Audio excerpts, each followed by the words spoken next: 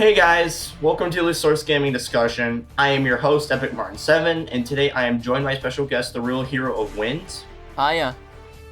And today we're going to talk about whether or not there's the potential of Super Smash Bros. For Nintendo Switch even existing, because over the past year or so, there's been tons of rumors speculating that a port is going to be made for the Switch, and all we have to go by is really rumors and one possible amiibo leak in a sense. So we have some evidence. I mean, we got rumors such as Dr. Stark and Toto saying that Smash Brothers was in development for the NX and was supposed to be a launch title, but of course there was nothing at the January event, and as well as some of the 1.1.6 data mining. So anyways, Real Hero of Winds, what do you think about the potential of a port and if it even exists? There's definitely a strong possibility behind the idea of Smash getting a port to the Switch, especially with how big Smash was on the Wii U to begin with. Yeah, bringing it to a larger crowd who didn't have, a Wii U or, heck, even a 3DS would be a smart move, because there are a lot of, the Wii U's install base only has around 13 million users, and if Nintendo ported, the best of, both contents from the 3DS and Wii U versions, put them on one disc, including the DLC, and possibly extra content, they would get, I think, a lot of sales from that if the Switch's install base dramatically increased. The main reason I see Smash Brothers getting a Switch port is Ice Climbers as well. Since they said, yes, we had Ice Climbers working at a point, but couldn't do it because of the whole 3DS limitation. But since we're out of that field, Ice Climbers would definitely be a huge thing to add into the Switch port, which would also add onto the sales. Pretty much. Ice Climbers is probably the most well-known fighter to get scrapped from 3DS and Wii U, mainly because they were a popular veteran and very, very well known, and saying the fact that they were in development at one point, they could easily just reuse those assets from the Wii U version and basically finish them in a sense. Yeah. It's pretty easy to make them, but I think what's really interesting is the fact that rumors have been saying that we'll actually get 2 more characters.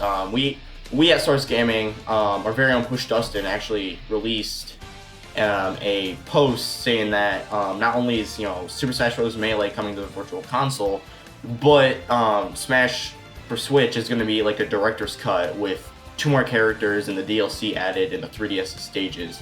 So there is a huge potential if they port Smash 4 over, because they don't have to rework the engine in any way, and they can just focus on getting all that 3DS content in and adding more content to entice people who have the Wii U and 3DS versions. Yeah, that's another thing you have to think about. Would Melee HD even happen at this point? Since I feel, if anything, like Sakurai and his team would have tried something during the Wii U.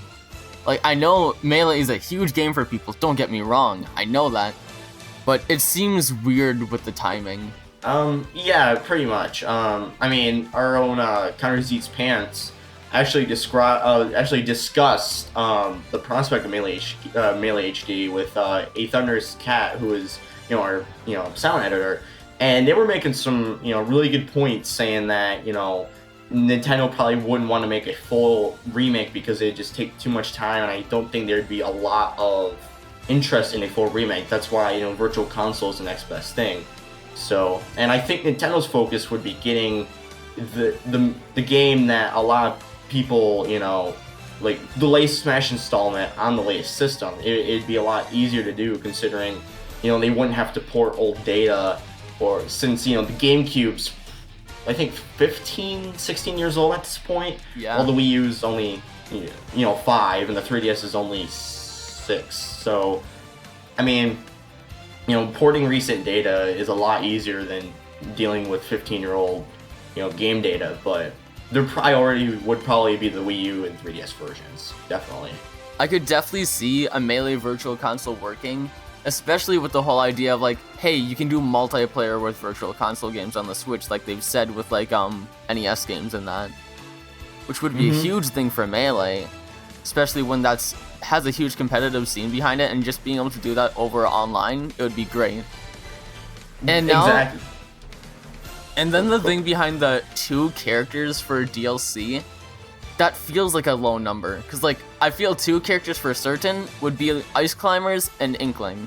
I feel those are 2 certain characters. Inkling because Splatoon sales, and then 3DS. No, and then Ice Climbers because of, like, the whole 3DS limitation, being able to actually bring them over. And then I feel there's even, like, 2 more characters that would be coming. Like, I'm personally thinking Wolf, because, like, huge veteran, well, technically veteran since Brawl, and just how much support he actually had behind him, and some Konami character, either that being Snake or Bomberman. I feel Bomberman's the more likely with how close he's been to Nintendo. But even then, Konami's a messy company to work with. If any chance, Bomberman would have like a pachinko machine Final Smash. You would have to pay every time you do that Final Smash. You know, microtransactions. But It takes 1,000 from your Smash money. It's like, oh, okay. I was talking real money, but you know, if you want to go even further beyond. Exactly. But yeah, I think, you know, the prospect of just 2 characters kind of seems a little mind-boggling to some, mainly because it seems like a very low number to entice, you know, the casual consumer and the, you know, previous user base that had, you know, Smash 3DS and Wii U to, you know, upgrade to this newer version. Although I will say that for Mario Kart 8 Deluxe, everyone was expecting like a blowout when it came to its content, because the previous rumors stated we would have like 16 new tracks, you know, an all new battle mode, and what we just saw in there was a new battle mode, but no new tracks.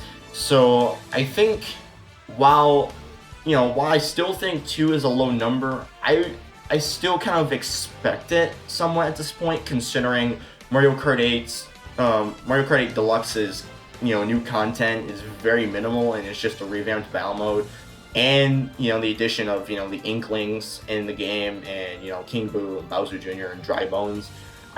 You know, I'm not personally expecting, you know, just 2 new characters, but I'm just saying I wouldn't be surprised if that was the case. That's another thing I want to think about, because Inklings, I feel, are added into Mario Kart 8 to help with the release of Splatoon 2. Like, Mario Kart 8, that comes out April this year, and then we have summer this year for Splatoon 2. I feel that's supposed to help with that idea. So even then, I feel if Smash for Switch happened, I feel they would add a character for like a Switch game, like, let's say Springman from ARMS. I feel that would happen to help advertise the game, which again breaks the whole idea of only 2 characters coming.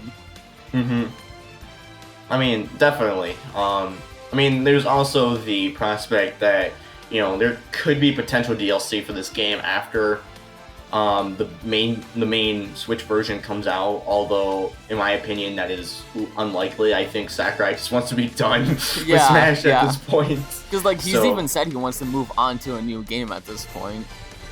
Well, I mean, all things considered, we don't even know if Sakurai is involved with this theoretical or, you know, / rumored game. We don't know. We really don't know. I mean, it could be, you know, a team that is headed by someone who is very close to Sakurai, or it could be, you know, they could just be, you know, bringing back veterans because Sakurai's already designed them, and Sakurai's, you know, there's a variety of ways this could possibly go.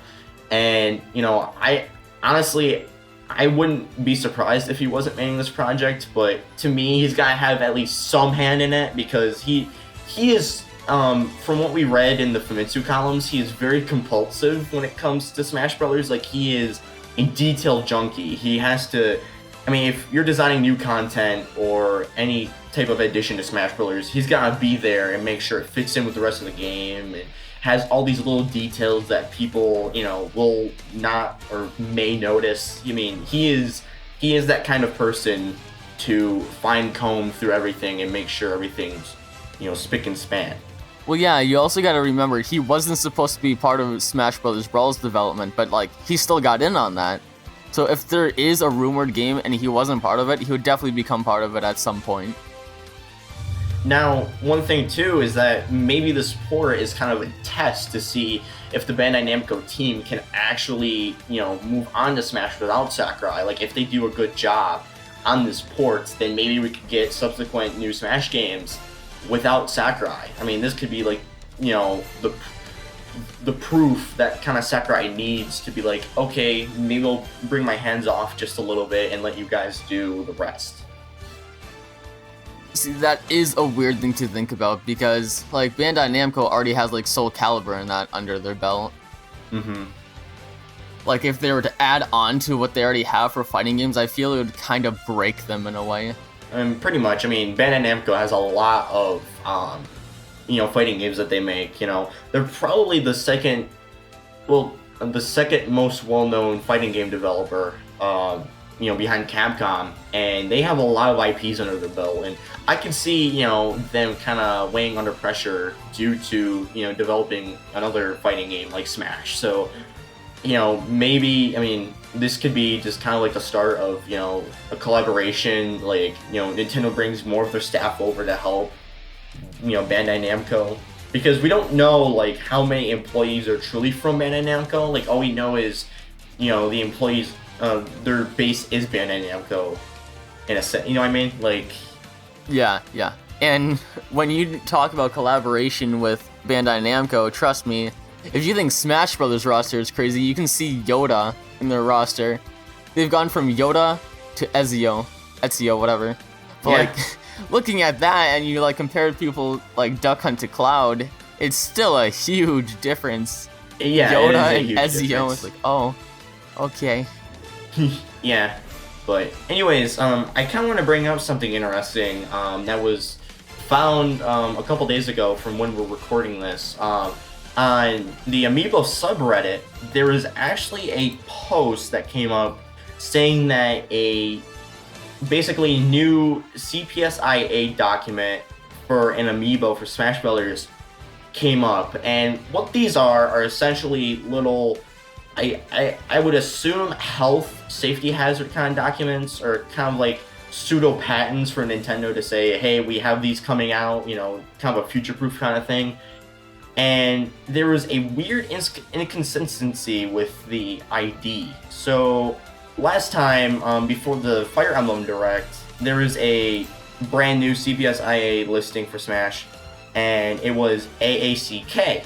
Now, that's the ID for Smash Brothers. So AA is the product code for Smash, and there's a letter, and then there's like two letters, and those are like the product code for the Amiibo. Essentially, it's specifically unique to the Amiibo. And a couple weeks ago, there was one called AACK, which was below the Gold Mega Man. Well, a week later, there was another one that came out that said AACN. Now, that was a pretty much two-letter leap, and the Smash Bros. Line of Amiibo tend to have very little, unused title IDs. I think there's only two in there, and if you count them up, you have AACK, AACL, AACM, so on. You basically got four Amiibo title IDs, and of course, Corrin, Cloud, and Bayonetta haven't even been, revealed at this point. I mean, we've got little hints of Bayonetta, and possibly Corrin with AACK, but that kind of leaves AACN up to kind of debate, because there's essentially 4 Smash product codes, and that kind of implies, I mean, I'm not gonna say it directly means a new character, but it kind of leaves a little suspicion there, if you know what I mean. Yeah, a suspicion for sure, but the thing is, it's not new for franchises or like games to actually skip Amiibo IDs. Right. We've seen it happen in the past before. Right. I mean, it's pretty normal to see other series of Amiibos skip IDs, so this could realistically be nothing.